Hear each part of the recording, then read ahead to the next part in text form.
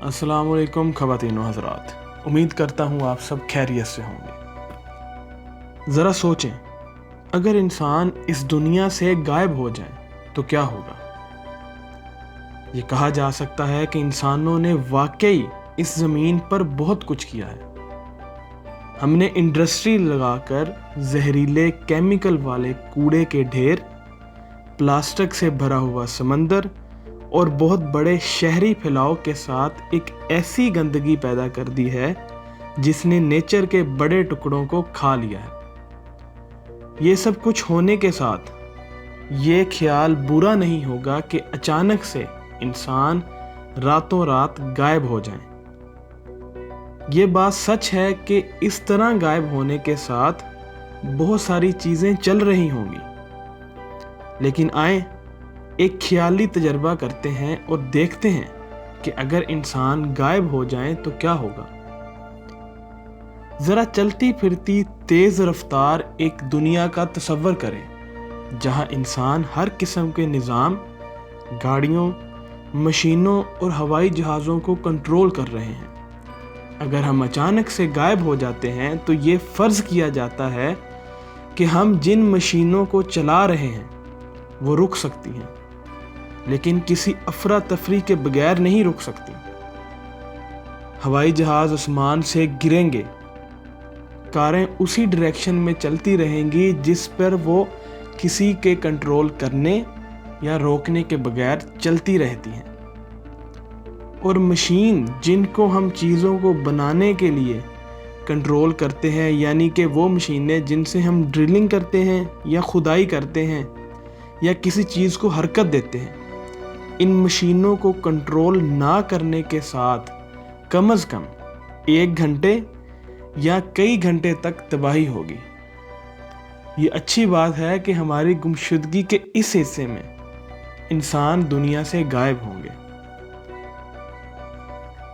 अभी इसके अंदर कोयले की कारखाने, power plants, gas works, oil refineries, nuclear power plants और दीगर इंडस्ट्रीज शामिल नहीं हैं, जिन पर इंसानों के कंट्रोल ना होने की वजह से मसले क्रिएट हो सकते हैं। ताहम इस बात का बहुत इम्कान है कि इंसानों के गायब होने के बाद बहुत तेज़ी से बिजली और रोशनियां ख़त्म हो जाएंगी, और इम्कान है कि चंद घंटों के अंदर अगर हमारा वजूद ख़त्म हो जाए तो सिर्फ वो पावर प्लांट्स जो अभी भी बिजली बना रहे होंगे वो हाइड्रो इलेक्ट्रिक प्लांट्स होंगे। ये वो प्लांट्स हैं जो महीनों, शायद सालों तक बगैर किसी इंसानी देखभाल के बिजली फराहम कर सकते हैं। अगर पानी की बात करें तो दुनिया में कुछ ऐसे मकामात मौजूद हैं जो कि मेट्रो और सबवे सुरंगों में ज़ेरे ज़मीन पानी को सड़कों पर आने से रोकने के लिए पंप इस्तेमाल करते हैं। ये इलाके मुमकिना तौर पर पानी से भर जाएंगे। न्यूक्लियर पावर प्लांट्स जिनको चलाने के लिए इंसान नहीं होंगे वो खुद ब खुद मुनासिब तरीके से सेफ मोड पर चले जाएंगे, और फोसल फ्यूल्स प्लांट्स की एनर्जी ख़त्म हो जाएगी। कुछ ही देर बाद अगर system automatically nuclear power plants बंद कर देते हैं तो बहुत ज़्यादा तबाही नहीं होगी। ताहम खतरा प्लांट्स में मौजूद न्यूक्लियर मादे के पिघलने का है, जिनके पिघलने के नतीजे में टनों की मकदार में रेडियो एक्टिव मादे जो कि पानी और हवा में निकल जाएंगे या मिट्टी में शामिल हो जाएंगे, जो कि रेडियो एक्टिव आलूदगी का बायस बनेगी, और ये दुनिया भर में फैल जाएंगे। न्यूक्लियर पावर प्लांट्स के लिए न्यूक्लियर फ्यूल आम तौर पर तालाबों और ऑन साइट सहूलियात में लोगों के बगैर ज़ख़ीरा किया जाता है, ताकि ये यकीनी बनाया जा सके कि ये पानी ठंडा रहे। फ्यूल रॉड्स की गर्मी से इस पानी को उबाल आ जाता है। अगर फ्यूल रॉड्स में आग लग जाए तो नतीजे में न्यूक्लियर तबाही बड़े इलाकों में फैल जाएगी और मुतासरा इलाकों में पौधे और जानवर मर जाएंगे। इससे बड़ा मसला केमिकल प्लांट्स का होगा जो खतरनाक केमिकल्स बनाते हैं। ये प्लांट्स एहतियात से कंट्रोल किए जाते हैं। اور بہت سے کیمیکلز کو برقرار رکھتے ہیں، لیکن انہیں سٹیبل رہنے کے لیے بجلی کی ضرورت ہوتی ہے۔ ان پلانٹس میں بجلی کاٹ دیں تو آپ کو بہت بڑا مسئلہ درپیش آئے گا۔ کیمیکل پلانٹس پھٹ بھی سکتے ہیں، جس سے زمین کی فضا میں کیمیکل خارج ہو جائیں گے، جو ایک کیمیائی ایٹمی ہتھیار سردیوں کے گندے پانی کی تخلیق کریں گے۔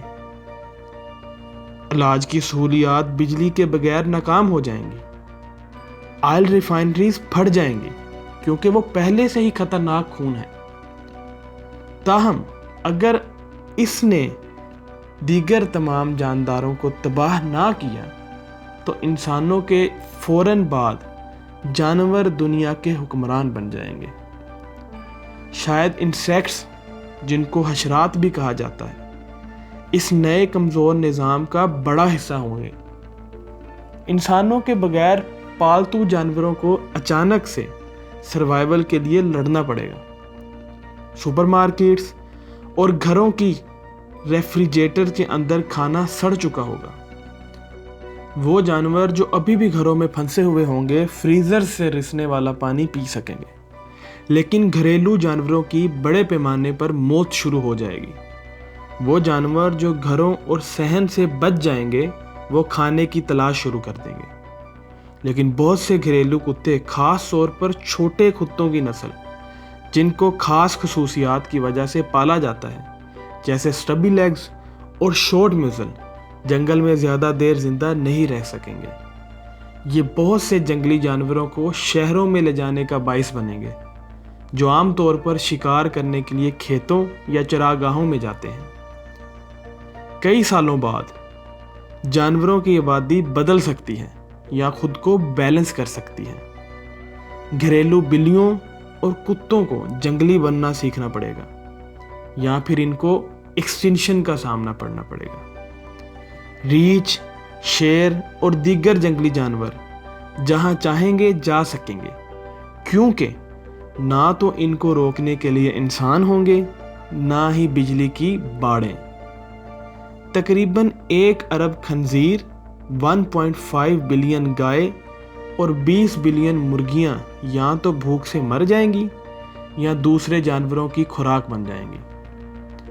جاپان سے کیلیفورنیا تک صرف 2 ہفتوں کے بعد 3.5 ملین ٹن کچرا جمع ہو جائے گا، اور طوفان اس میں سے کچھ کچرے کو اڑا لے جائے گا، جس سے پیسیفک اوشن کے عظیم کوڑے دان میں اضافہ ہو جائے گا۔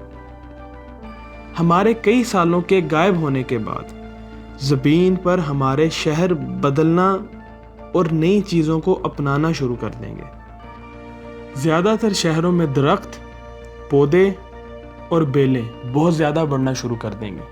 یہ فرض کیا جا رہا ہے کہ chemical winter nuclear power plant سے نکلنے والی ریڈیشنز ہوں گی جو اپنا ٹھنڈا وجود کھو دیں گی اور زمین کو دوبارہ ڈارک ایجز میں نہیں جانے دیں گی۔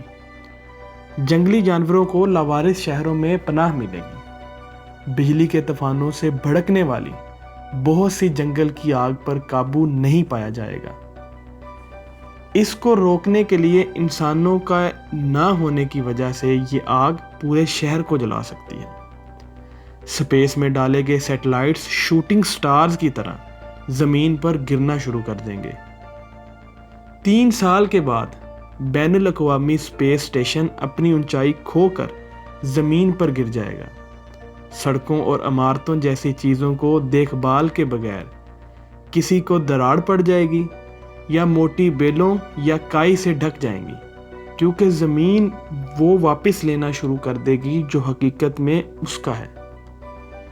شروع میں گاڑیاں اور دیگر میٹل کے ڈھانچے کوریجن کا شکار ہونے لگیں گے۔ یہ پروٹیکٹیو کوٹنگ میں بھی پینٹ کو اتار دیتا ہے، جس کے نتیجے میں زنگ لگ جاتا ہے جو کہ میٹل کو کھا جاتا ہے۔ 30 سال بعد زمین ایک بہت مختلف جگہ ہوگی۔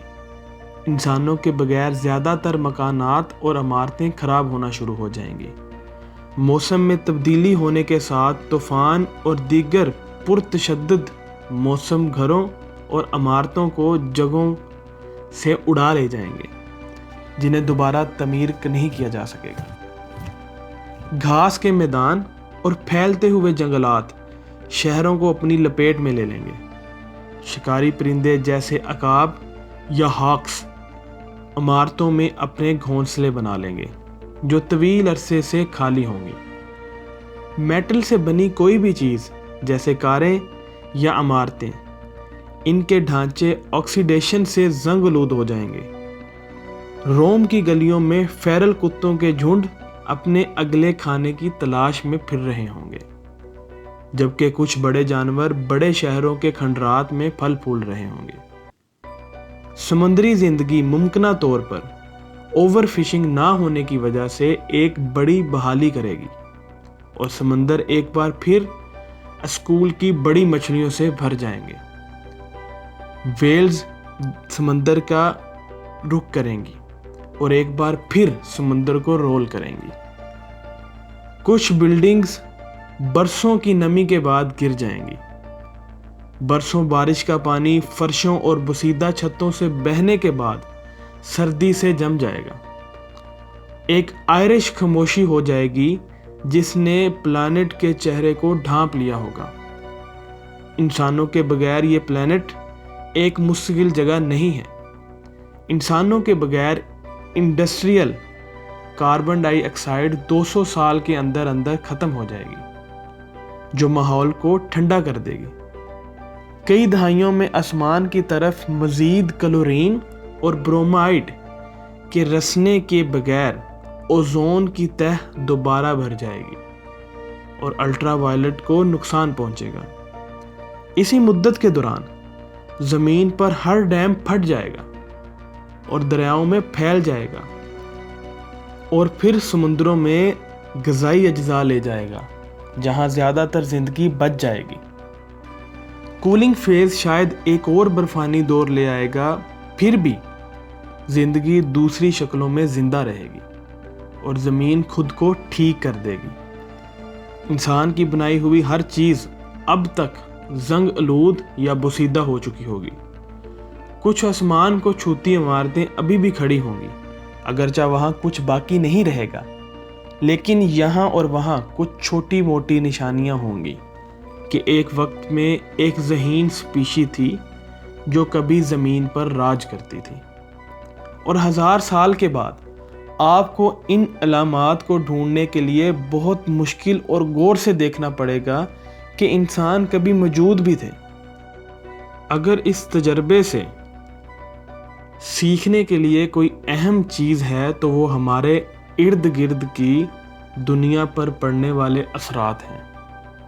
हमने जो नुकसान पहुंचाया है वो सिर्फ एक ऐसी दुनिया में मौजूद है जिसका वाकई कोई तल्लुक नहीं है। हमारे जाने के बाद ज़मीन के बारे में सोचना एक भयानक कहानी है, लेकिन ज़मीन ने इससे कहीं ज़्यादा बदतर बर्दाश्त किया है जो इंसान इसके साथ कर रहे हैं, और ये हमारे चले जाने के बाद भी ज़िंदा रहेगी। तो दोस्तों, आज की वीडियो में इतना ही। अगर आपको हमारी ये वीडियो पसंद आई हो तो इस वीडियो को लाइक करें, शेयर करें और कमेंट करके हमें ज़रूर बताएं कि आपका इस वीडियो के बारे में क्या ख्याल है। और मज़ीद ऐसी वीडियो को देखने के लिए हमारे इस चैनल को सब्सक्राइब करें और बेल आइकन को ज़रूर दबाएं ताकि आपको हर आने वाली वीडियो का नोटिफिकेशन टाइम से मिलता रहे। शुक्रिया। अल्लाह हाफिज़।